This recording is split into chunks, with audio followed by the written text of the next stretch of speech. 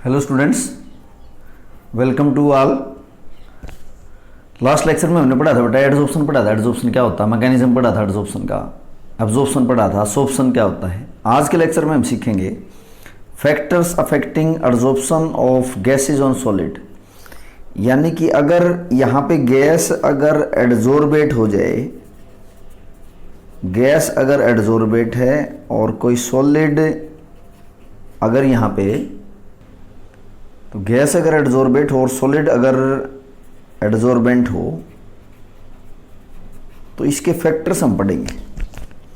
Factors affecting adsorption मतलब ऐसे कौन कौन से फैक्टर हैं जिससे एडजॉर्प्शन या तो ज़्यादा हो जाए या कम हो जाए, तो ये फैक्टर्स हम डिस्कस करेंगे। तो शुरू करते हैं। फर्स्ट फैक्टर है इसमें सरफेस एरिया ऑफ एडजॉर्बेंट। देखो एडजॉर्बेंट का सरफेस एरिया जितना ज़्यादा होगा ना उतना ही एडजॉर्प्शन ज़्यादा होगा। तो मैं कह रहा हूँ कि greater the surface area, greater the, क्योंकि सरफेस पे पार्टिकल एडजॉर्ब होने हैं और अगर एडजॉर्बेंट का सरफेस एरिया ज़्यादा होगा तो ही एडजॉर्प्शन ज़्यादा होगा। तो greater the surface area of adsorbent more is the adsorption. यानी कि कोई गैस ज़्यादा अमाउंट में एडजॉर्ब कब होगी, जब सरफेस एरिया ज़्यादा होगा। और देखो सरफेस एरिया ज़्यादा कब होगा, जब पार्टिकल का साइज छोटा होगा। तो मैं एक नोट में लिख रहा हूँ, smaller the size of particle,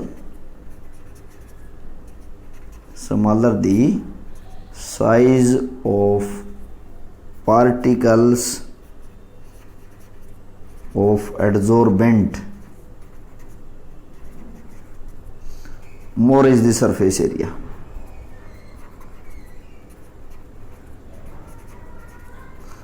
अगर पार्टिकल का साइज छोटा होगा तभी सरफेस एरिया ज़्यादा होगा। देखो कैसे, इसको एग्जांपल से मैं समझाता हूँ।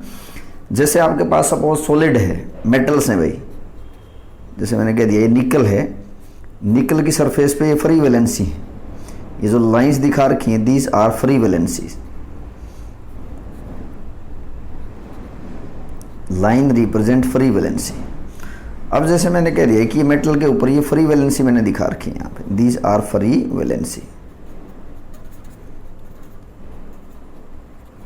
तो फ्री वैलेंसी जितने ज़्यादा होंगे ना एडजॉर्प्शन उतना ज़्यादा होगा, क्योंकि सरफेस एरिया ज़्यादा होगा। अगर मैं कह रहा हूँ कि इस बड़े साइज के पार्टिकल को मैं तोड़ देता हूँ, जैसे इनके बीच में अट्रैक्शन है ना, ये तोड़ दी मैंने, ये अट्रैक्शन अगर तोड़ दी, ये जो पार्टिकल्स है ना मैंने अलग अलग कर दिए। जैसे अब मैंने इनको ऐसे कर दिया कि ये पार्टिकल्स मैंने अलग अलग कर दिए, ये अट्रैक्शन ना बीच में से जो ब्लू लाइन से दिखा रखी है तोड़ दी, और ये पार्टिकल्स मैंने अलग अलग कर दिए। पार्टिकल अलग हो गए तो बड़ा साइज छोटा भी तो हो गया ना। तो आप देखोगे कि इनकी फ्री वैलेंसी बढ़ी कि नहीं बढ़ी। यहाँ पे फ्री वैलेंसी जैसे काउंट करो 1 2 3 4 5, 1 2 3 4 5 6 7 8 9 10। यहाँ देखो 1 2 3 4 5 6 7 और 7 यहाँ पे 14। तो मैं ये कहूँगा कि जब आपने बड़े साइज का पार्टिकल था, बड़े साइज के पार्टिकल को छोटे साइज के पार्टिकल में तोड़ दिया, ये अट्रैक्शन यहाँ से तोड़ दी, तो पार्टिकल का साइज छोटा होने की वजह से फ्री वैलेंसी बढ़ गई।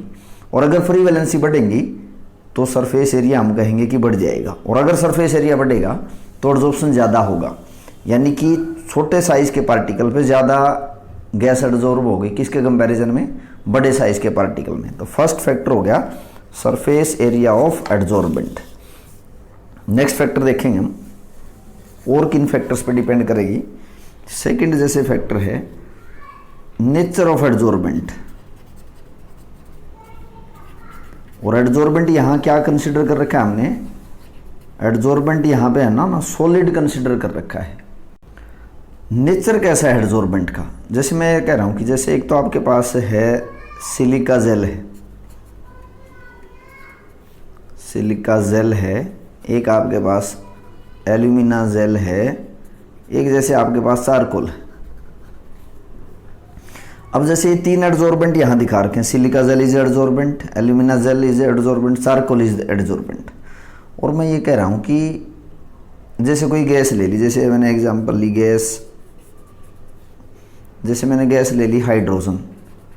अब जो हाइड्रोजन गैस है सिलिका जेल एडजॉर्बेंट पे अलग अमाउंट में एडजॉर्ब होगी, इसके ऊपर अलग अमाउंट में एडजॉर्ब होगी, इसके ऊपर अलग अमाउंट में एडजॉर्ब होगी, क्योंकि इन तीनों का नेचर अलग अलग है। तो एक ही गैस अलग अलग एडजॉर्बेंट पे अलग अलग अमाउंट में एडजॉर्ब होती है, किस पे? At a constant temperature. तो क्योंकि नेचर के ऊपर भी एडजॉर्बेंट का नेचर कैसा है उसके ऊपर भी डिपेंड करता है। तो यहाँ मैं लिखूंगा same gas is adsorbed to different extent. Same gas, एक ही कोई गैस जैसे ये, is adsorbed to different extent. Different extent का मतलब है डिफरेंट अमाउंट में, on different adsorbent at a constant temperature. किसी कांस्टेंट टेम्परेचर के ऊपर अलग अलग एडजॉर्बेंट के ऊपर एक ही गैस अलग अलग अमाउंट में एडजॉर्ब होगी। तो नेचर के ऊपर डिपेंड करेगा एडजॉर्बेंट का नेचर कैसा है। तीसरा हम बात करेंगे nature of gas being adsorbed. Nature of gas adsorbed. अब देखो गैस तो क्या है यहाँ पे? एडजॉर्बेट है, और सॉलिड जिसके ऊपर कोई गैस एडजॉर्ब होगी वो क्या है? एडजॉर्बेंट है। तो नेचर ऑफ गैस एडजॉर्ब। अब देखो भाई, जैसे मैं गैस को कह रहा हूँ, गैस है आपके पास, जैसे हाइड्रोजन है, ऑक्सीजन है, नाइट्रोजन है, और जैसे मैं यहाँ के कुछ गैस लिख रहा हूँ कि जैसे अमोनिया है, HCl है और CO2 है। ये जैसे गैस लिख दी, ये गैस लिख दी भाई। तो अब आप देखोगे कि नेचर के ऊपर डिपेंड करेगा कि एडजॉर्बेट जो गैस है, एडजॉर्बेट है, उसका नेचर कैसा है।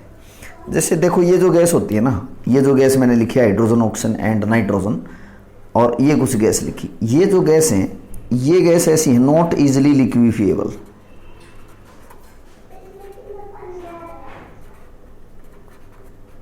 नॉट इजिली लिक्विफिएबल का क्या मतलब होता है? जो गैस आसानी से लिक्विड में नहीं बदल पाती उसको हम क्या कहेंगे? Not easily liquefiable. और जो ये गैस लिखी हैं इसको मैं कहूंगा कि इजिली लिक्विफिएबल। ये गैस आसानी से लिक्विड में बदल सकती है। और देखो जो गैस आसानी से लिक्विड में बदल जाएंगी, जैसे ये गैस, उनमें इंटरमोलिकुलर फोर्स ज़्यादा होते हैं किसके कंपैरिजन में? ऐसी गैस जो आसानी से लिक्विड में नहीं बदल पाती। तो यहाँ पे मैं लिख भी रहा हूँ कि the gases which can easily liquefy. जो गैस इजिली लिक्विफिएबल हैं, the gas which can easily liquefy have stronger intermolecular force. Strong intermolecular force किसके कंपैरिजन में? जो गैस आसानी से लिक्विफिएबल नहीं है, as compare to gas which are not easily liquefiable. Which are not easily liquefiable. तो ये गैस आसानी से लिक्विड में बदल जाएंगे, तो इनमें इंटरमोलिकुलर फोर्स ज़्यादा होते हैं as compare to the gases which can not be easily liquefiable. इसी चीज़ को मैं आगे बढ़ाता हूँ। अब जो गैस आसानी से लिक्विफाई हो जाती है उसमें मैंने इंटरमोलिकुलर फोर्स ज़्यादा बताए। अब देखो भाई, इसी को मैं आगे बढ़ाता हूँ। जिस गैस में इंटरमोलिकुलर फोर्स ज़्यादा होते हैं, जिस गैस में इंटरमोलिकुलर फोर्स ज़्यादा होते हैं वो इजीली लिक्विफिएबल ज़्यादा होती है। और जो गैस इजीली लिक्विफिएबल होती है ना, उसका क्रिटिकल टेम्परेचर ज़्यादा होता है। तो यहाँ पे मैं लिख रहा हूँ कि the gas which are more easily liquefiable. Liquefiable का मतलब है जो लिक्विड में बदल पाए gas. The gas which are more easily liquefiable have more intermolecular forces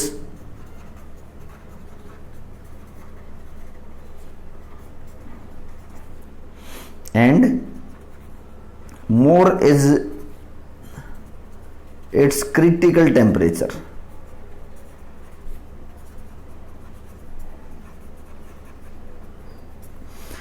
देखो यहाँ पे 2-3 बातें मैंने एक साथ लिखी हैं। The gas which are more easily liquefiable, जो गैस आसानी से लिक्विडिफाई हो जाती है उसमें क्या है, इंटरमोलिकुलर फोर्स ज़्यादा होते हैं। And more is it's critical temperature, और जिस गैस में इंटरमोलिकुलर फोर्स ज़्यादा होते हैं उसका क्रिटिकल टेम्परेचर भी ज़्यादा होता है। और क्रिटिकल जो टेम्परेचर है बेटा, क्रिटिकल टेम्परेचर आपको +1 में सिखाया गया है कि क्रिटिकल टेम्परेचर वो टेम्परेचर होता है कि जिसके बाद या उस टेम्परेचर के बाद उस गैस को हम लिक्विड में नहीं बदल सकते। तो critical temperature is the temperature above which gas can not B liquefied, above which gas can not B liquefied. तो अब आप देखो, जैसे मैंने कहा कि जो गैस आसानी से लिक्विफेबल है उसका क्रिटिकल टेम्परेचर ज़्यादा होगा और वही ज़्यादा एब्जॉर्ब होगी। जैसे मैं कह रहा हूँ, अब आप देखो एक्सपेरिमेंट हम करके देखें।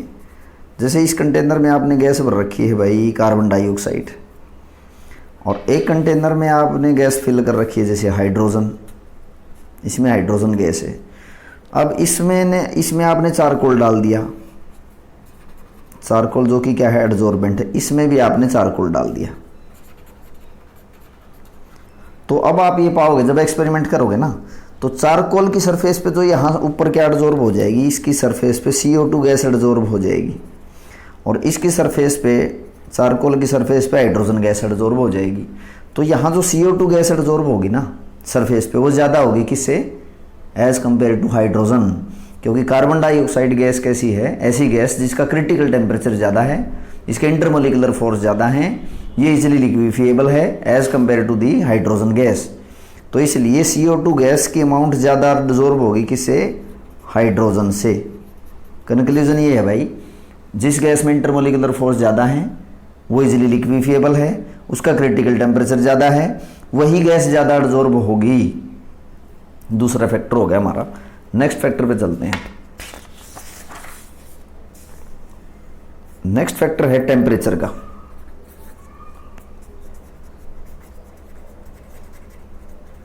नेक्स्ट फैक्टर है आपका टेम्परेचर का। देखो टेम्परेचर का क्या रोल होगा एडजॉर्प्शन में। देखो भाई, जो एडजॉर्प्शन होता है, एडजॉर्प्शन एक इक्विलिब्रियम प्रोसेस है। मतलब एडजॉर्प्शन में इक्विलिब्रियम आ जाता है, और इक्विलिब्रियम में आपको पता है कि किसी भी प्रोसेस की वो स्टेट होती है जब कोई दो अपोजिट प्रोसेस की स्पीड बराबर हो जाती है। जैसे मैं ये कह रहा हूँ कि कोई भी गैस तो है, तो इसका मतलब क्या है, एडजॉर्बेंट है। अगर ये किसी एडजॉर्बेंट के ऊपर, जो कि सॉलिड है, सॉलिड यहाँ क्या है, एडजॉर्बेंट है, सॉलिड इज एडजॉर्बेंट। देखो, और ये अगर किसी की सरफेस पे एडजॉर्ब हो जाती है, ये अगर किसी सॉलिड गैस किसी सॉलिड पे एडजॉर्ब हो गई, तो इसको हम बोल देंगे कंडेंसेशन। कंडेंस होगी ना गैस सॉलिड के ऊपर। और अगर इसका उल्टा हो जाए कि गैस के ऊपर जो सॉलिड के ऊपर जो गैस चिपकी हुई है वो गैस सॉलिड से ऊपर से चली जाए, तो इसको हम क्या बोलेंगे, इवापोरेशन बोलेंगे। और जब गैस किसी सॉलिड के ऊपर एडजॉर्ब हो जाएगी तो मैं लिखूंगा कि ये प्रोसेस कैसा है, एडजॉर्प्शन। यानी कि एडजॉर्प्शन में क्या है कि गैस सॉलिड के ऊपर चिपक गई, एडजॉर्ब होगी। और ये प्रोसेस एक्सोथर्मिक होती है क्योंकि हीट रिलीज होती है। अगर किसी प्रोसेस में हीट रिलीज होती है तो वो उसको हम क्या बोलते हैं, एक्सोथर्मिक। और लास्ट लेक्चर में आपको कराया है, नहीं समझ में आया तो लास्ट वीडियो लेक्चर आप देख लोगे कि जो एडजॉर्प्शन प्रोसेस है, एडजॉर्प्शन प्रोसेस एक्सोथर्मिक है। अब देखो ये सिस्टम मैंने इक्विलिब्रियम में दिखा रखा है। इक्विलिब्रियम में कैसे, गैस सॉलिड के ऊपर एडजॉर्ब हुई, एडजॉर्प्शन हुआ और इसमें हीट एनर्जी बाहर निकल गई। अब टेम्परेचर का क्या रोल है जी इसमें। देखो ली-चाटलर प्रिंसिपल हम पढ़ के आए +1 क्लास में। ली-चाटलर प्रिंसिपल अप्लाई करते हैं ऐसी प्रोसेस के ऊपर जो कि इक्विलिब्रियम प्रोसेस होती है। और ली-चाटलर प्रिंसिपल ये कहता है कि अगर कोई सिस्टम इक्विलिब्रियम में है, जैसे ये है, अगर कोई सिस्टम इक्विलिब्रियम में है, उसका अगर टेम्परेचर, प्रेशर या कंसंट्रेशन बदल दें तो सिस्टम उसको क्या करता है, अनडू करता है। या उसको न्यूट्रलाइज करने की कोशिश करता है। तो अब मैं ये कहूँगा कि जैसे एक बार समझना इसको, ये कोई सॉलिड है, सॉलिड के ऊपर कोई गैस चिपक गई, ये गैस के मॉलिक्यूल चिपक गए और इक्विलिब्रियम प्रोसेस आ गई। इक्विलिब्रियम का मतलब ये है कि इस सॉलिड के ऊपर जितने गैस के मॉलिक्यूल किसी टाइम में चिपकेंगे उतने ही बाहर चले जाएं, तो इक्विलिब्रियम आ गया।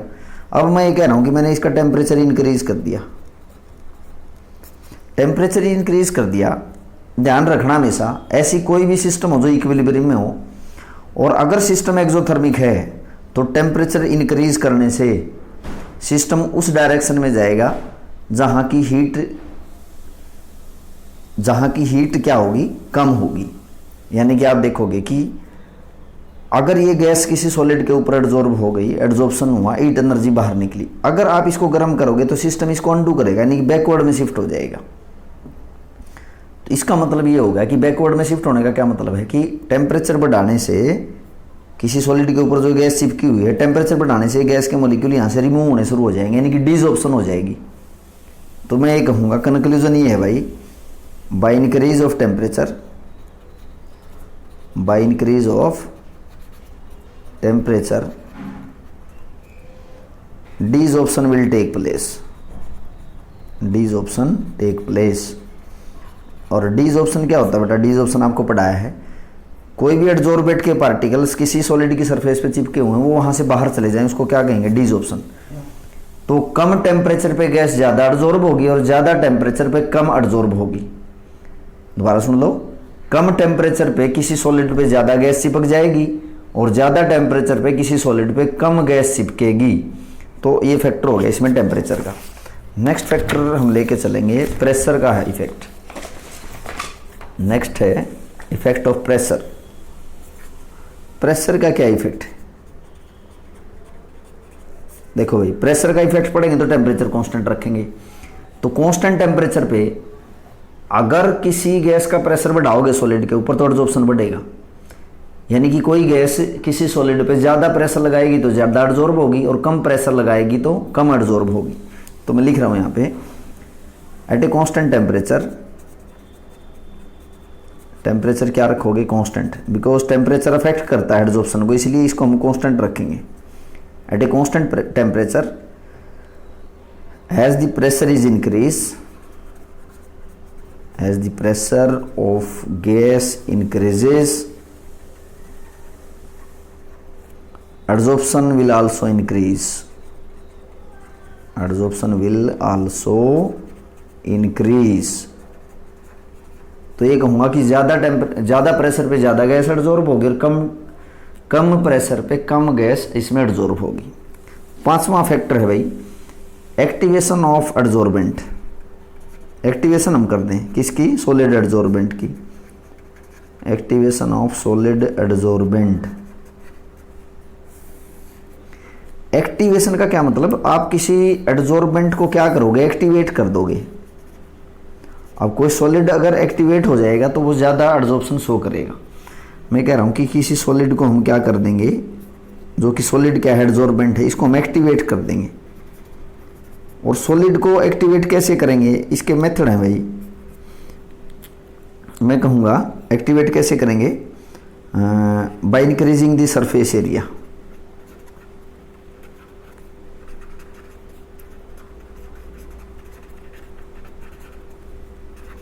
ऑफ एड्जॉर्बेंट, किसी सॉलिड को हम एक्टिव बना देंगे। कैसे, किसी सॉलिड का सरफेस एरिया बढ़ाने के बाद हम उसको क्या कर देंगे, एक्टिव बना देंगे। अब सरफेस एरिया आप कैसे बढ़ाओगे, मैं कह रहा हूँ कि सरफेस एरिया इंक्रीज किया जा सकता है बाय मैकेनिकल रबिंग। रब कर दो आप किसी की सरफेस को, किसी सॉलिड की सरफेस अगर स्मूथ है तो आप उसको रब करके क्या बना दो, रफ बना दो, तो उससे सरफेस एरिया बढ़ जाएगा। और सरफेस एरिया बढ़ जाएगा तो हम ये कहेंगे कि सॉलिड एक्टिवेट हो गया, रोज ज़्यादा एड्जॉर्ब होगा। By chemical reaction, chemical reaction से भी हम किसी सॉलिड का सरफेस एरिया बढ़ा सकते हैं। तीसरा है हीटिंग ऑफ एड्जॉर्बेंट। जैसे हम किसी सॉलिड को क्या करेंगे, हीट कर देंगे, तो हम क्या कर देंगे, हीट कर देंगे किसी एडजॉर्बेंट को। हीट करने का क्या मतलब है, जैसे मान लिया कि ये कोई एडजॉर्बेंट है मेरे पास, और एडजॉर्बेंट जो होता है ना उसकी सरफेस पे छोटे छोटे पोर्स होते हैं। जैसे मैं कह रहा हूँ कि चारकोल है, बस चारकोल की सरफेस पे छोटे छोटे क्या हैं, पोर्स हैं। अब अगर आप चारकोल को हीट कर देते हो, जैसे स्टीम के साथ या वैक्यूम में इसको हीट करोगे ना, तो इन पोर्स में जो पहले से कोई गैस फंसी होगी वो बाहर चली जाएगी, और पहले से कोई गैस फंसी है वो बाहर चली जाएगी। तो अब इसका हम ये कहेंगे सरफेस एरिया बढ़ गया, और सरफेस एरिया बढ़ने से इसका एडजॉर्प्शन ज़्यादा होगा। तो ये थे कुछ फैक्टर जो कि इफेक्ट करते हैं किसको, एडजॉर्प्शन को। नेक्स्ट टॉपिक हम शुरू करते हैं, एडजॉर्प्शन की टाइप हम सीखेंगे, types of adsorption.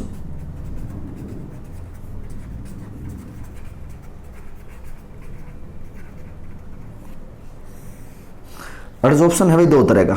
This topic is very important regarding board exam. Board exam में ये यहाँ से क्वेश्चन मोस्टली पूछा जाता है बेटा। तो अब देखो टाइप्स ऑफ एडजॉर्प्शन किसके बेस पे, on the basis of force between, ये है between, on the basis of force between adsorbate and adsorbent. Adsorbate और एडजॉर्बेंट में फोर्स कैसे होंगे उसके बेस पे दो तरह का होगा एडजॉर्प्शन। और ये दो तरह का एडजॉर्प्शन कौन सा है, physical adsorption and chemical adsorption. Adsorption is of two type on the basis of force between the adsorbate and adsorbent. तो शुरू करते हैं। फर्स्ट आपका जैसे फिजिकल एडजॉर्प्शन। फिजिकल एडजॉर्प्शन क्या होता है सीखेंगे, और इसकी कैरेक्टरिस्टिक्स क्या है। तो फर्स्ट है भाई फिजिकल एडजॉर्प्शन। फिजिकल एडजॉर्प्शन को वंडरवाल एडजॉर्प्शन भी बोला जाता है, या फिजियोजॉर्प्शन भी बोला जाता है, और फिजियोसॉर्प्शन, या इसको वंडरवाल एडजॉर्प्शन भी बोलते हैं। वंडरवाल एडजॉर्प्शन भी बोला जाता है किसको, फिजिकल एडजॉर्प्शन को। देखो भाई सीखेंगे। अब फिजिकल एडजॉर्प्शन का क्या मतलब है, फिजियोजॉर्प्शन, ये सारे नाम हैं। वंडरवाल फोर्स, देखो वंडरवाल फोर्स क्या है, एक वीक अट्रैक्शन होती है किसी भी दो मॉलिक्यूल्स के बीच में। जैसे मैं ये कह रहा हूं, सपोज भाई ये कोई सॉलिड है, समझना एक बार, सॉलिड है, ये एडजॉर्बेंट है, और सपोज कि कोई गैस के मॉलिक्यूल, ये गैस के मॉलिक्यूल हैं जो सॉलिड की सरफेस पे चिपक जाते हैं, एडजॉर्ब्ड हैं। अब मैं ये कहूँ कि अगर इस गैस के मॉलिक्यूल में और इस सॉलिड में जो फोर्स हैं वो वंडरवाल फोर्स हैं, और वंडरवाल फोर्स क्या है, ये एक फिजिकल अट्रैक्शन है, कोई केमिकल बॉन्ड नहीं बनता इसमें। तो किसी भी गैस क्या है यहाँ पे, एडजॉर्बेट है, तो किसी एडजॉर्बेट और एडजॉर्बेंट के बीच में अगर वीक वंडरवाल फोर्स लगते हैं, एडजॉर्प्शन होने के बाद इनमें जो फोर्स हैं वो कैसे हैं, week van der Waals force.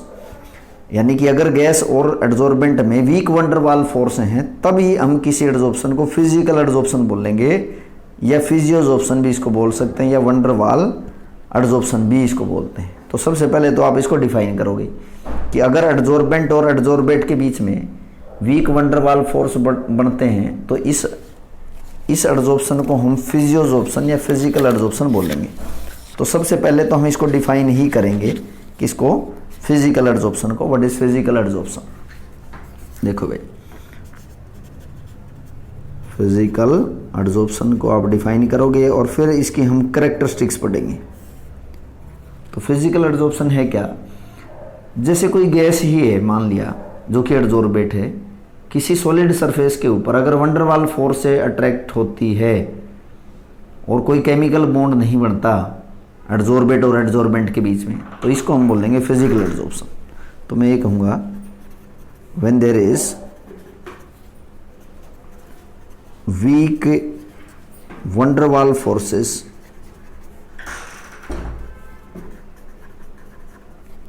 between adsorbate and adsorbent, and there is no formation of chemical bond, and there is no formation of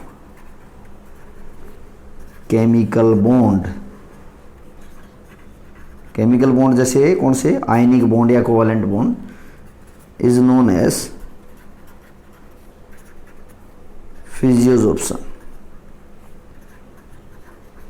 फिजियोजोप्शन बोल सकते हैं, फिजिकल एडजॉर्प्शन बोल सकते हैं, या वंडरवाल एडजॉर्प्शन भी इसको हम बोल सकते हैं। अब हम इस फिजिकल एडजॉर्प्शन की क्या सीखेंगे, कैरेक्टरिस्टिक्स सीखेंगे। Characteristics of physical adsorption.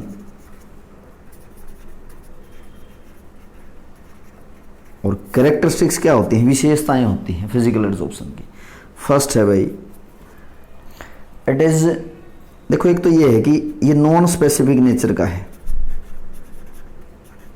Non specific in nature. Non specific का क्या मतलब है कि जब भी एडजॉर्प्शन होगा, जैसे मैं ये कह रहा हूं कि ये कोई सॉलिड है, इस सॉलिड के ऊपर, और जैसे आपके पास गैसेस हैं भाई, सपोज आपके पास गैस है, हाइड्रोजन है, ऑक्सीजन है, HCl है, CO2 है, डिफरेंट डिफरेंट गैसेस हैं, तो मैं ये कहूँगा कि ये सारी गैसेस किसी भी सॉलिड के ऊपर एडजॉर्ब हो जाएंगी, जो कि एडजॉर्बेंट होगा। यानी कि कोई स्पेसिफिक गैस, मैं ये नहीं कह रहा कि इसमें कि इनमें से कोई एक गैस इस पर एडजॉर्ब होगी, क्योंकि बेटा वो जो वंडरवाल फोर्स होते हैं, वंडरवाल जो फोर्स होते हैं ना, वंडरवाल फोर्स यूनिवर्सल होते हैं, किसी भी दो मॉलिक्यूल्स के बीच में वंडरवाल फोर्स एग्जिस्ट करता है। तो मैं ये कह रहा हूँ कि इनमें से कोई भी गैस आके इस सॉलिड के साथ चिपक जाएगी, एडजॉर्ब हो जाएगी, और इनके बीच में फोर्स कैसा लगेगा, वंडरवाल फोर्स। यानी कि ऐसा नहीं होगा कि इनमें से कोई एक पार्टिकुलर गैस ही इसके ऊपर एडजॉर्ब होगी, इनमें से कोई भी गैस इस सॉलिड एडजॉर्बेंट के ऊपर एडजॉर्ब होने की टेंडेंसी रखती है। ऐसा नहीं होगा कि इसमें HCl ही एडजॉर्ब होगी या CO2 ही एडजॉर्ब होगी, यानी किसी भी सॉलिड के ऊपर कोई भी गैस एडजॉर्ब हो सकती है। तो इसका मतलब ये नॉन स्पेसिफिक है। नॉन स्पेसिफिक मतलब कोई भी एडजॉर्बेट गैस किसी भी सॉलिड के ऊपर एडजॉर्ब हो जाएगा। तो मैं ये कहूँगा कि any gas can be adsorbed on the solid adsorbent. कोई भी गैस, any gas can be adsorbed, इसलिए ये नॉन स्पेसिफिक नेचर का है, कोई भी गैस एडजॉर्ब हो सकती है। नेक्स्ट है, देखो ये फिजिकल चेंज तो है ही, मैंने आपको बता दिया। फिजिकल चेंज कैसे है, because there is no formation of chemical bond between adsorbate and adsorbent. No formation of chemical bond, कोई केमिकल बॉन्ड नहीं बनते किसमें, एडजॉर्बेट और एडजॉर्बेंट के बीच में। थर्ड है, मल्टी मोलिकुलर लेयर बनाता है इसमें भाई, मल्टी मोलिकुलर लेयर्स बनती हैं ऑफ एडजॉर्प्शन। जब एडजॉर्प्शन होता है तो इसमें मल्टी मोलिकुलर लेयर बनती है। इसको समझना, मल्टी मोलिकुलर, मल्टी मतलब बहुत सारी मॉलिक्यूल्स की लेयर बनेंगी। जैसे मैं अगर ये कहूँ कि ये कोई सॉलिड है और सॉलिड यहाँ पे क्या है, एडजॉर्बेंट है, तो मैं ये कह रहा हूँ कि जैसे ये गैसेस के मॉलिक्यूल हैं, गैसेस के मॉलिक्यूल ना सॉलिड की सरफेस पे एडजॉर्ब हो गए, चिपक गए इसके साथ, और ये जो गैसेस के मॉलिक्यूल हैं जैसे ये एडजॉर्बेट है, तो जैसे एक लेयर बन गई, इसमें इन गैस के मॉलिक्यूल और सॉलिड में फोर्स कौन सा लगा, वंडरवाल फोर्स। तो अब मैं ये कह रहा हूँ कि जैसे एक लेयर ये बन गई ना, तो दूसरी लेयर भी बन सकती है। जैसे कि दूसरी लेयर बन गई किसके बीच में, एडजॉर्बेट और एडजॉर्बेंट के बीच में, और भी फर्दर लेयर बन सकती हैं। यानी कि ऐसा नहीं है कि सॉलिड के ऊपर एक ही लेयर बनेगी, तो इसमें बहुत सारी लेयर्स इसके ऊपर बन सकती हैं। सॉलिड के ऊपर बहुत सारी लेयर्स बन गई, पहली layer, second layer, third layer. अब इसमें होता क्या है, देखो इस सॉलिड में और इस फर्स्ट लेयर में फोर्स कौन सा लगा, वीक फोर्स है, वंडरवाल फोर्स। इस लेयर और इस लेयर में कौन सा, ये फर्स्ट लेयर होगी, ये सेकंड लेयर। फर्स्ट लेयर और सेकंड लेयर में आपस में मॉलिक्यूल में फोर्स कौन सा लगेगा, वंडरवाल फोर्स। दूसरी और तीसरी लेयर के मॉलिक्यूल्स होंगे इसमें और इसमें, ये जो मॉलिक्यूल्स की लेयर बनी है इसमें और इसमें भी कौन से होंगे, वंडरवाल फोर्स। यानी कि किसी सॉलिड के ऊपर कई सारी लेयर बनेंगी, ऐसा नहीं कि सिर्फ एक ही लेयर बनेगी। फोर्थ है, इसीलिए इसको क्या करें, multi molecular layer of adsorption. Next point है इसमें लो एक्टिवेशन एनर्जी। लो एक्टिवेशन एनर्जी, ये इसको हम ऐसे भी कह सकते हैं कि और नो एक्टिवेशन एनर्जी, लो या नो एक्टिवेशन एनर्जी। देखो एक्टिवेशन एनर्जी कहाँ खर्च होती है बेटा, केमिकल रिएक्शन में खर्च होती है, क्योंकि एक्टिवेशन एनर्जी हम केमिकल काइनेटिक्स में पढ़ के आए हैं। वो मिनिमम एनर्जी जो रिएक्टेंट को देते हैं हम, व्हाट इज एक्टिवेशन एनर्जी, वो मिनिमम एनर्जी जो रिएक्टेंट को दी जाती है ताकि रिएक्टेंट की एनर्जी किसके इक्वल हो जाए, थ्रेशोल्ड एनर्जी बैरियर को क्रॉस करके और रिएक्टेंट प्रोडक्ट में बदल जाए।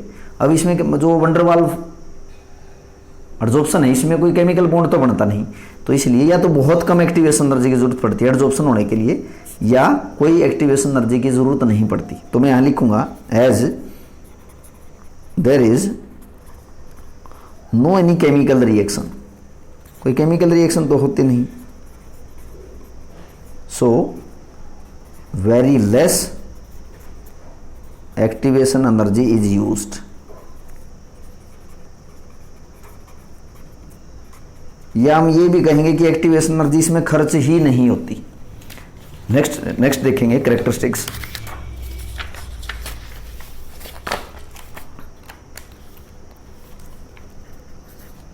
नेक्स्ट कैरेक्टरिस्टिक्स देखेंगे भाई। देखो ये आपको पहले ही बता चुका हूं मैं कि जैसे कोई सॉलिड है और इस सॉलिड पे कोई गैस एडजॉर्ब हो गई तो इस प्रोसेस को क्या बोलेंगे, एडजॉर्प्शन बोलेंगे भाई। और आपको ये भी सिखाया गया है कि एडजॉर्प्शन नेचर में एंडोथर्मिक होता है कि एक्सोथर्मिक, एक्सोथर्मिक होता है। अब एक्सोथर्मिक का क्या मतलब होता है, हीट रिलीज होगी, यानी कि एंथैल्पी चेंज होती है इसमें प्रोसेस में, हीट रिलीज होती है। अब जो वंडरवाल एडजॉर्प्शन है इसमें हीट बहुत कम रिलीज होती है, क्योंकि बेटा हीट ज़्यादा कब रिलीज होती है, देखो एक्सोथर्मिक प्रोसेस तो है, हीट कम और ज़्यादा रिलीज होगी। देखो हीट ज़्यादा कब रिलीज होगी, हीट ज़्यादा तब रिलीज होती है, हीट ज़्यादा तब रिलीज होगी अगर एडजॉर्बेट और एडजॉर्बेंट के बीच में स्ट्रॉन्ग फोर्स लगे या स्ट्रॉन्ग बॉन्ड बने। और अगर एडजॉर्बेट और एडजॉर्बेंट के बीच में फोर्स ऑफ अट्रैक्शन कम है तो मैं ये कहूँगा कि जो हीट रिलीज होगी ना, हीट रिलीज, यानी कि इस टॉपिक को मैं तो हीट रिलीज लिखूंगा या एंथैल्पी चेंज लिख सकता हूँ। एंथैल्पी चेंज, तो मैं कहूँगा कि enthalpy change is very less, क्योंकि बेटा एंथैल्पी चेंज ज़्यादा जब होगी, हीट ज़्यादा तब रिलीज होगी अगर एडजॉर्बेट और एडजॉर्बेंट में ज़्यादा फोर्स लगेगा, तो ज़्यादा फोर्स ऑफ अट्रैक्शन होगा। इनमें तो वीक फोर्स ऑफ अट्रैक्शन है सॉलिड और इस गैस में, तो इसलिए एंथैल्पी चेंज क्या होगी, वेरी लेस। दैट इज 20 से 40 किलो जूल पर मोल एनर्जी ही इसमें रिलीज होती है, जो कि बहुत क्या है, कम है। नेक्स्ट है जी 6th सरफेस एरिया। अब देखो सरफेस एरिया ज़्यादा होगा तो एडजॉर्प्शन तो ज़्यादा ही होगा, वो तो हम पहले भी पढ़ के आए हैं। तो मैं कहूँगा कि मोर द सरफेस एरिया किसका, एडजॉर्बेंट का, more the surface area of adsorbent, more is the adsorption, adsorption उतना ही क्या होगा, ज़्यादा होगा। नेक्स्ट पॉइंट है कि जो ये फिजिकल एडजॉर्प्शन है ये रिवर्सिबल नेचर का है, this is reversible in nature. मतलब जो प्रोसेस रिवर्स हो जाए इसको हम क्या कहेंगे, रिवर्सेबल कहेंगे। जैसे मैंने ये कहा कि गैस है, गैस क्या है यहाँ पे, एडजॉर्बेट, और कोई सॉलिड है जो कि क्या है, एडजॉर्बेंट, और ये प्रोसेस हुआ adsorption, gas adsorbed on solid, plus इसमें हीट एनर्जी रिलीज होती है। इसमें हीट एनर्जी क्या होती है, रिलीज होती है, क्योंकि ये प्रोसेस जो है एडजॉर्प्शन एक्सोथर्मिक प्रोसेस है। अब ये रिवर्सिबल नेचर का है, यानी कि जो गैस सॉलिड के ऊपर एडजॉर्ब हो गई, यानी कि ये सॉलिड है, इसके ऊपर गैस एडजॉर्ब हो गई, तो ये गैस के मॉलिक्यूल इस सॉलिड की सरफेस से दूर भी जा सकते हैं। ये जो गैस चिपकी हुई है इसको हटाया जा सकता है। कैसे? या तो इस सॉलिड को हीट कर दो, यानी कि टेम्परेचर बढ़ा दो, क्योंकि आपको ये पता है कि टेम्परेचर बढ़ाने से एडजॉर्प्शन क्या होता है, डिक्रीज होगा। या प्रेशर कम कर दो, क्योंकि इसमें आप देख रहे हो कि गैस जब सॉलिड पे चिपक गई तो एंट्रोपी डिक्रीज नहीं हुई बेटा, यानी कि प्रेशर ज़्यादा बढ़ाओगे तो ये गैस ज़्यादा एडजॉर्ब हो जाएगी। और अगर आप प्रेशर कम कर दोगे, यानी कि कोई गैस चिपकी हुई है सॉलिड के ऊपर और प्रेशर डिक्रीज कर दिया, तो जो गैस एडजॉर्ब्ड है या चिपकी हुई है सॉलिड के सरफेस पे वो निकल जाएगी, प्रेशर वाली बात। दूसरा सुनो टेम्परेचर का, अगर किसी सॉलिड पे कोई गैस एडजॉर्ब है और उसको हम गर्म कर दें तो गैस जो एडजॉर्ब्ड है सॉलिड की सरफेस पे वो डिसॉल्व हो जाएगी, यानी गैस वहाँ से क्या हो जाएगी, रिमूव हो जाएगी। क्योंकि लीच-एटलर प्रिंसिपल भी तो यही हमें सिखाता है। तो मैं यहाँ पे कह रहा हूँ कि by increase of temperature and decrease of pressure desorption will take place. Desorption का क्या मतलब है, जो गैस चिपकी हुई है वो हट जाएगी सॉलिड की सरफेस से। तो इसका मतलब ये प्रोसेस कैसी हुई, रिवर्सेबल नहीं हुई, क्योंकि रिवर्स नेचर में ये चली गई। अब है जी नेक्स्ट, नेचर ऑफ एडजॉर्बेंट के ऊपर भी डिपेंड करेगी। ये तो हम पहले ही पढ़ के आए हैं, इसको मैं ज़्यादा एक्सप्लेन नहीं करूँगा। यानी कि अलग अलग गैस, सॉरी एक ही गैस, कोई पार्टिकुलर गैस, जो आपको बताया था फैक्टर अफेक्टिंग एडजॉर्प्शन, एक ही एडजॉर्बेंट, एक ही गैस अलग अलग एडजॉर्बेंट के ऊपर अलग अलग अमाउंट में एडजॉर्ब होगी। मैं कह रहा हूँ कि एडजॉर्बेंट का नेचर कैसा है, एक कोई पार्टिकुलर गैस अलग अलग एडजॉर्बेंट पे अलग अलग अमाउंट में क्या होगी, एडजॉर्ब होगी। तो ये थे कुछ कैरेक्टरिस्टिक्स किसके, फिजिकल एडजॉर्प्शन के। उसके बाद हम सीखेंगे केमिकल एडजॉर्प्शन सीखेंगे। तो उसके बाद हम सीखेंगे इसमें दूसरा जो टाइप था इसमें केमिकल एडजॉर्प्शन, केमिकल एडजॉर्प्शन सीखेंगे भाई। तो सेकंड टाइप की हमारी एडजॉर्प्शन है केमिकल एडजॉर्प्शन। केमिकल एडजॉर्प्शन देखो, इसको केमिजॉर्प्शन भी बोलते हैं। This is also known as chemisorption. अब होता क्या है, देखो सपोज मैं ये कह रहा हूं कि ये एडजॉर्बेंट है और सपोज कोई गैस के मॉलिक्यूल इसकी सरफेस पे जाके एडजॉर्ब हो जाते हैं। ये जैसे मॉलिक्यूल, जैसे मैंने गैस के दिखा दिए, ये एडजॉर्बेट है। अब अगर एडजॉर्बेट और एडजॉर्बेंट में अगर केमिकल बॉन्ड बन जाता है तो ऐसे एडजॉर्प्शन को हम बोलेंगे केमिकल एडजॉर्प्शन या कीमोजॉर्प्शन। क्योंकि यहाँ पे आप देखोगे एडजॉर्बेंट और एडजॉर्बेट के अंदर ना केमिकल बॉन्ड बन जाते हैं, तभी इसको हम क्या बोलते हैं, केमिकल एडजॉर्प्शन या कीमोजॉर्प्शन। तो मैं ये कहूँगा केमिकल एडजॉर्प्शन को डिफाइन करेंगे when there is formation of chemical bond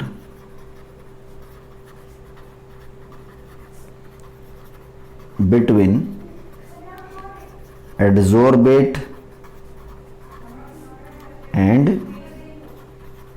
adsorbent is called chemisorption। इसको केमिजॉर्प्शन बोलेंगे या केमिकल एडजॉर्प्शन बोलेंगे।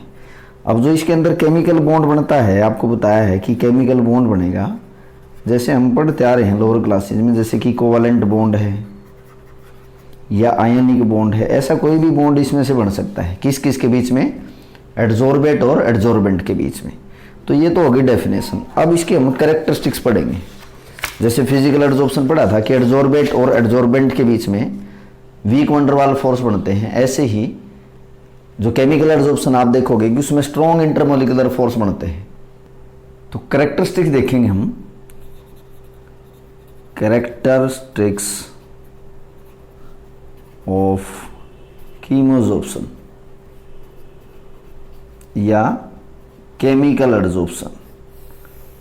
फर्स्ट है भाई, देखो फिजिकल एडजॉर्प्शन के हम कैरेक्टर्स पढ़ के आए हैं सेकंड है केमिकल एडजॉर्प्शन के हम कैरेक्टर्स पढ़ेंगे। तो it is specific in nature, specific in nature. जैसे कि हमने फिजिकल एडजॉर्प्शन पढ़ा था वो नॉन स्पेसिफिक नेचर का था, जो केमिकल एडजॉर्प्शन ये कैसा है, स्पेसिफिक नेचर का है। इसका मीनिंग क्या है देखो, जैसे मैं कह रहा हूं कि ये कोई सॉलिड है, अब सॉलिड है तो इसको मैं एडजॉर्बेंट बोल रहा हूं, एडजॉर्बेंट।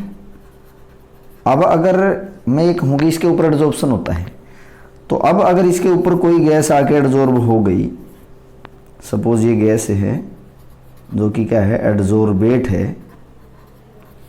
अब देखो ये गैस के मॉलिक्यूल इस सॉलिड एडजॉर्बेंट के साथ अगर केमिकल बॉन्ड बना सकते हैं तब ये गैस एडजॉर्ब होगी, पहली बात। दूसरी बात ये है कि ऐसा हम ये नहीं कहेंगे कि कोई भी गैस किसी भी सॉलिड पे एडजॉर्ब हो जाएगी। मतलब जिस गैस के मॉलिक्यूल की, जो कि एडजॉर्बेट है, एडजॉर्बेंट के साथ अगर केमिकल बॉन्ड बना सकते हैं ये दोनों आपस में, तभी ये इसके ऊपर एडजॉर्ब होगी। अगर एडजॉर्बेट और एडजॉर्बेंट के बीच में अगर केमिकल बॉन्ड बन ही नहीं सकते तो ये गैस इस सॉलिड पे एडजॉर्ब नहीं होगी। तो मैं ये कहूँगा कि स्पेसिफिक नेचर का मीनिंग ये है कि हर कोई गैस किसी सॉलिड पे एडजॉर्ब नहीं हो सकती, कोई स्पेसिफिक गैस ही किसी सॉलिड एडजॉर्बेंट के ऊपर एडजॉर्ब हो सकती है। यानी कि कोई भी गैस किसी सॉलिड पे जाके केमिकल बॉन्ड नहीं बना सकती, कुछ ही गैस ऐसी होंगी जो सॉलिड पे जाके और उसके साथ केमिकल बॉन्ड बना लेंगी। तो there are only particular type of gas which can form chemical bond with adsorbent. तो इसलिए स्पेसिफिक नेचर की है। तो ये मैं कहूँगा कि those gases which can form chemical bond between, ये between का सिंबल है, adsorbate and adsorbent, only can adsorb, वही गैस एडजॉर्ब हो सकती है। जैसे मैं कह रहा हूं कि मान लिया भाई ये मेरे पास मेटल है और जैसे ये गैसेस के मॉलिक्यूल इसके ऊपर चिपक गए, एडजॉर्ब हो गए, और ये सपोज ये जो गैसेस के मॉलिक्यूल है ये ऑक्सीजन के मॉलिक्यूल हैं, O2 ऑक्सीजन के मॉलिक्यूल हैं। तो ऑक्सीजन अगर इस मेटल के साथ बॉन्ड बना सकती है तभी इसके ऊपर एडजॉर्ब होगी। यानी कि ऐसा हम ये नहीं कहेंगे कोई भी गैस किसी मेटल के साथ या किसी भी एडजॉर्बेंट के साथ जाके बॉन्ड बना लेगी। कुछ ही स्पेसिफिक गैस किसी सॉलिड एडजॉर्बेंट पे एडजॉर्ब हो सकती हैं। तो इसलिए ये क्या कहूँगा मैं, स्पेसिफिक नेचर का है। तो हम ये कह सकते हैं कि ओनली सम पार्टिकुलर गैस, सारी गैस नहीं। फिजिकल एडजॉर्प्शन में तो देखा था कि कोई भी गैस सॉलिड पे जाके वंडर वाल फोर्स के साथ उसके साथ चिपक सकती है, बट जो केमिकल एडजॉर्प्शन में जो गैस मेटल या सॉलिड के साथ केमिकल बॉन्ड बना सकती है वही जाके एडजॉर्ब होगी। ऐसा नहीं, हम ये नहीं कहेंगे कोई भी गैस जाके केमिकल बॉन्ड बना लेगी। तो मैं ये कहूँगा कि only some particular gas can adsorb on adsorbent, ऐसा हम ये कहेंगे। तो इसलिए ये स्पेसिफिक नेचर की होगी, तो it is highly specific in nature. तो ये इसकी फर्स्ट कैरेक्टरिस्टिक्स है। सेकंड कैरेक्टरिस्टिक्स इसकी देखेंगे हम, किसकी, केमिकल एडजॉर्प्शन की। तो आप देखोगे कि ये इरिवर्सिबल नेचर का है। Chemical adsorption is irreversible in nature. Irreversible का मतलब जो रिवर्स नहीं हो सकता। जैसे मैं कह रहा हूं कि अगर सपोज ये कोई मेटल है और इस मेटल के साथ सपोज ये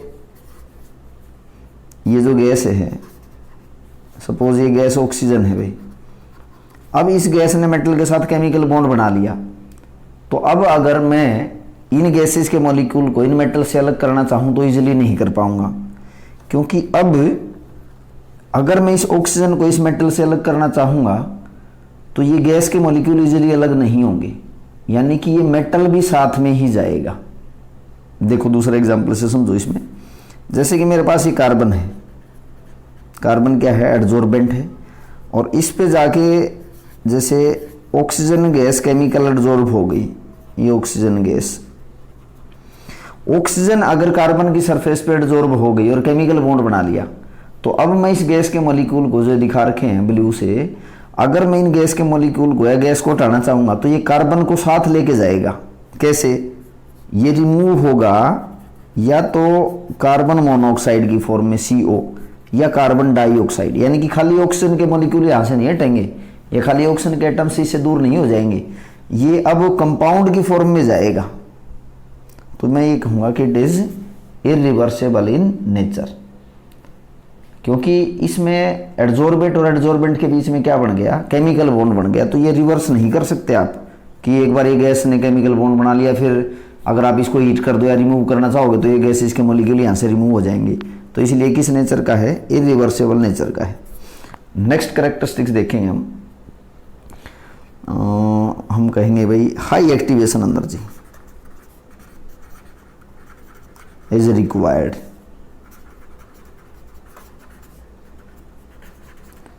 अब देखो केमिकल बॉन्ड बनते हैं केमिकल एडजॉर्प्शन में। किसी सॉलिड के ऊपर कोई गैस आके एडजॉर्ब हो गई और इसके बीच में केमिकल बॉन्ड बन गया। अगर इन दोनों के बीच में केमिकल बॉन्ड बन जाता है तो आप देखोगे कि केमिकल बॉन्ड का मतलब केमिकल रिएक्शन हुई है। और लास्ट यूनिट में हम पढ़ के आए हैं केमिकल काइनेटिक्स में कि जब केमिकल रिएक्शन होती है तो उसके लिए हमें एक एनर्जी की जरूरत पड़ती है। कौन सी? Activation energy. यानी कि रिएक्टेंट को क्या करना पड़ेगा? रिएक्टेंट को हमें कुछ एनर्जी देनी पड़ती है ताकि इसकी एनर्जी थ्रेशोल्ड एनर्जी बैरियर को क्रॉस कर जाए। तो जो एक्स्ट्रा एनर्जी हम रिएक्टेंट को देते हैं ताकि एनर्जी बैरियर को क्रॉस कर जाए, वो एक्टिवेशन एनर्जी होती है। अब तो इसमें केमिकल रिएक्शन हुई है गैस और सॉलिड के बीच में, तो इसके लिए केमिकल रिएक्शन में आपको बहुत ज़्यादा एक्टिवेशन एनर्जी देने की जरूरत पड़ेगी। तो इसलिए मैं ये कहूँगा कि इन chemical adsorption high activation energy is required. Activation energy is required. और जबकि फिजिकल एडजॉर्प्शन में क्या था? या तो बहुत कम अमाउंट में या हमें एक्टिवेशन एनर्जी देनी ही नहीं पड़ती। ये तीसरा इसका कैरेक्टरिस्टिक्स है। नेक्स्ट कैरेक्टरिस्टिक्स देखेंगे ऑफ केमिकल एडजॉर्प्शन। अब देखो फोर्थ है हाई एंथैल्पी ऑफ एडजॉर्प्शन। अब हम बार बार यही सीख के आए हैं कि एडजॉर्प्शन किस नेचर का होता है बेटा? एडजॉर्प्शन एक्सोथर्मिक नेचर का होता है। ये आप क्वेश्चन के रूप में भी बताया था कि why adsorption is exothermic in nature. तो देखेंगे अब जितना एडजॉर्बेट और एडजॉर्बेंट के बीच में स्ट्रॉन्ग बॉन्ड बनेगा उतनी एनर्जी ज़्यादा रिलीज होगी। यानी कि ये कोई आपके पास सॉलिड है, इसकी सरफेस पे जाके किसी गैस के मॉलिक्यूल ने केमिकल बॉन्ड बना दिया इसके और इसके बीच में, तो केमिकल बॉन्ड बहुत ज़्यादा स्ट्रॉन्ग बनेंगे, तो इसलिए एनर्जी भी ज़्यादा निकलेगी। तो ये मैं कहूँगा कि when chemical adsorption take place,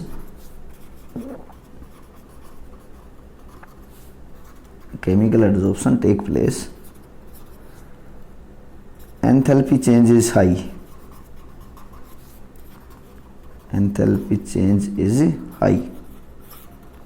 physical adsorption से कहीं ज़्यादा इसमें एंथैल्पी चेंज होती है। जैसे वहाँ बताया था 20 से 40 किलो जूल एक मोल के लिए रिलीज होती है, तो यहाँ तकरीबन 200 से 400 किलो जूल पर मोल, यानी कि उसके 10 टाइम्स से भी ज़्यादा, 10 टाइम्स या उससे भी ज़्यादा एनर्जी उसमें रिलीज होती है। नेक्स्ट देखो बहुत इंपॉर्टेंट है यूनिमोलिकुलर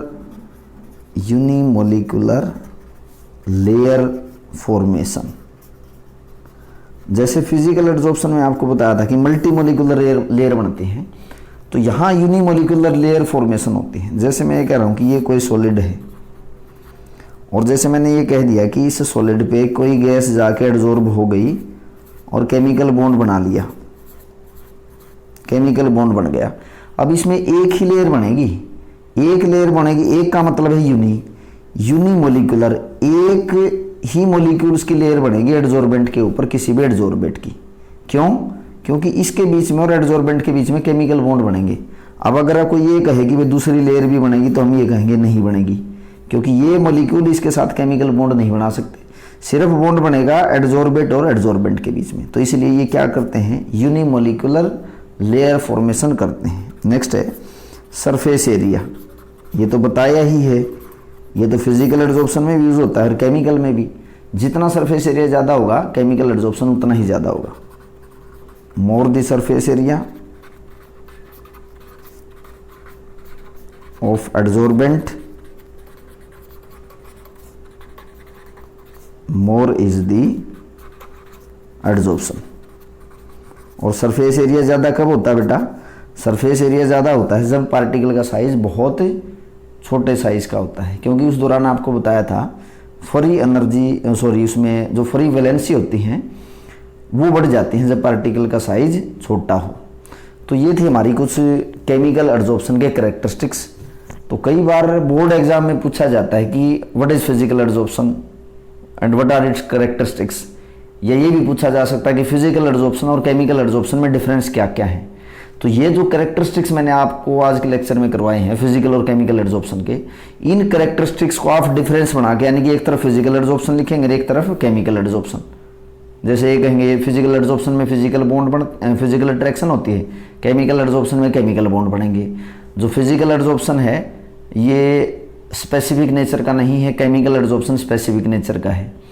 फिजिकल एड्जॉर्प्शन में मल्टीमोलिकुलर लेयर बनती हैं, केमिकल एड्जॉर्प्शन में यूनिमोलिकुलर लेयर बनती हैं। फिजिकल एड्जॉर्प्शन रिवर्सेबल नेचर का होता है, केमिकल एड्जॉर्प्शन इरिवर्सेबल नेचर का होता है। फिजिकल एड्जॉर्प्शन में मल्टीमोलिकुलर लेयर बनती हैं, केमिकल एड्जॉर्प्शन में यूनिमोलिकुलर लेयर बनती हैं। फिजिकल एड्जॉर्प्शन में एक्टिवेशन एनर्जी या तो ज़रूरत ही नहीं पड़ती या बहुत कम पड़ती है, केमिकल एड्जॉर्प्शन में बहुत ज़्यादा एक्टिवेशन एनर्जी की ज़रूरत पड़ती है। फिजिकल एड्जॉर्प्शन में हीट चेंज बहुत कम होता है, केमिकल एड्जॉर्प्शन में यही चीज़ ज़्यादा होती है। तो ये था आज का हमारा लेक्चर। एक में तो हमने पढ़ा, इसमें शुरू किया था जब हमने, तो एड्जॉर्प्शन जो होता है उसको अफेक्ट करने वाले फैक्टर्स जब गैसेस सॉलिड के ऊपर एड्जॉर्ब हो जाएंगी। दूसरा हमने पढ़ा है फिजिकल एड्जॉर्प्शन केमिकल एड्जॉर्प्शन, इसके डेफिनेशन और इन दोनों के कैरेक्टरिस्टिक्स। नेक्स्ट लेक्चर में हम पढ़ेंगे adsorption isotherm and adsorption isobar. Step by step चलेंगे, सारे टॉपिक आप एक दूसरे में इंटररिलेटेड हैं, तो इनको आप कोई लेक्चर मिस मत करो, हर लेक्चर बड़े ध्यान से देखो। कोई टर्म समझ में नहीं आती तो उसको बार बार पढ़ो और सीखो उसको। तो बेटा मिलते हैं नेक्स्ट लेक्चर में। Thank you students.